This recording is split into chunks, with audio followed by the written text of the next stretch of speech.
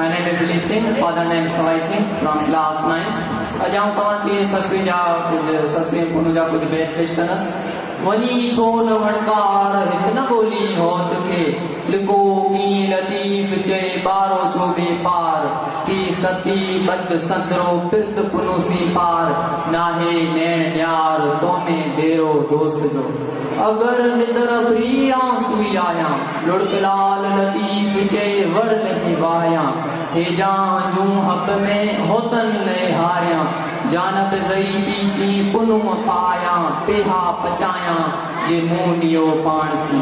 जदा शाल जियो जियो वही जाड़ू कयो पांबण के बरोचरी बेली नाए जो छिनण का पयो ही संग छिनण जड़ो जतन सा जाकू सत्यो मुंह संगत्यो करे कोयारो बियो तन छिनी ताकू आऊं पुण कडाकू अध दुखी आया सर्जस्त सूर सामायस्त सुखया सर्जस्त सूर सामायस्त सुखया ये बई पूर मून माणी नसीब जा माओ विहाणो वार खण पथराणो पंहिंजी माओ विहाणो वार खण पथराणो पंहिंजी दिनों जो राज में सो सबोई सार वञा थी वणकार ॾिठम पेर कुनो जो छपर छमर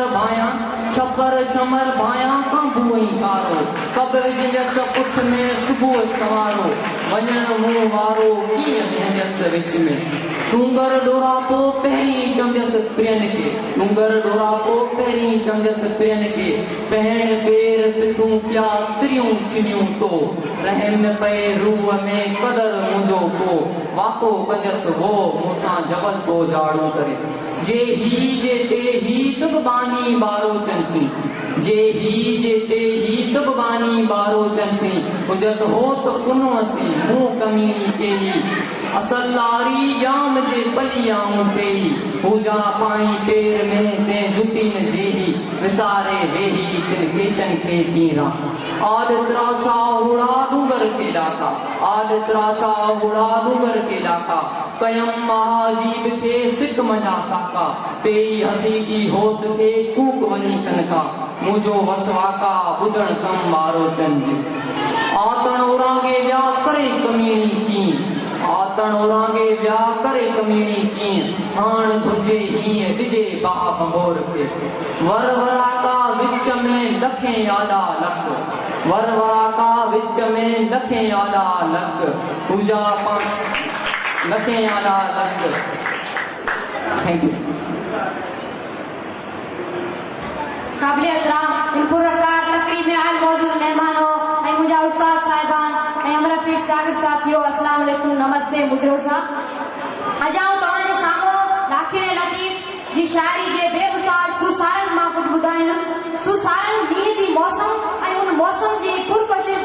मंज़र खे बयान करे थो जेको बि हाल आहे तव्हां कंदो आहे सारन साल रहे अदा लॻुननि जी पाणी बोझ पटन ते अज़ान अन करे वतन वसाए के संग साल सुख थी आगलो आहे लखपत लतीफ़ चए उठो नी वलगड़ो कढो धड़क आहे छन छड़े पट पहो समर सांभाए रोम लाहे आसरो अलामा आगम कया ला लखपत लतीफ़ चए आगम कया ला लखपत लतीफ़ चए पलटी पालोड़ से पटन झरिया पा वाद वराई कया मथे कसंगा सांगन वरिया सा उठन आबाद आगू अजपुर उम्मीदूं आगम सजू उम में सावण पसे सत्यूं सजन सारियो मुंह आम वासाए पिया मान बजाए तूं गुर्द गुजी तूं मुद मिड़ई मीने सारे पे सारी माड़ू बिंग में आड़ियों अबर आसरे के तारा तार सिपू जे समुंड जूं नए सिज न्यारी पलक प्यारी ते सदार सुख थी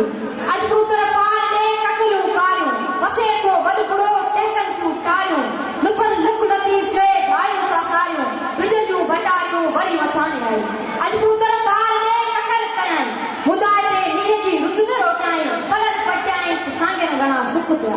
अजपुर तर पार दे ककर खो करे रोज़ो पाक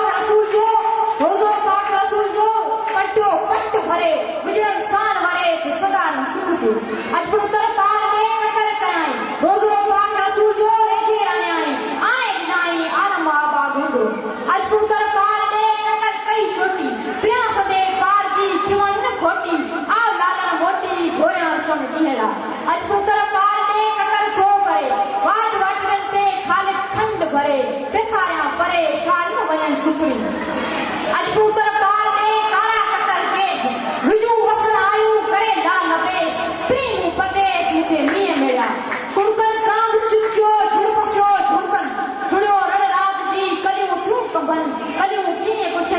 तयारियूं वन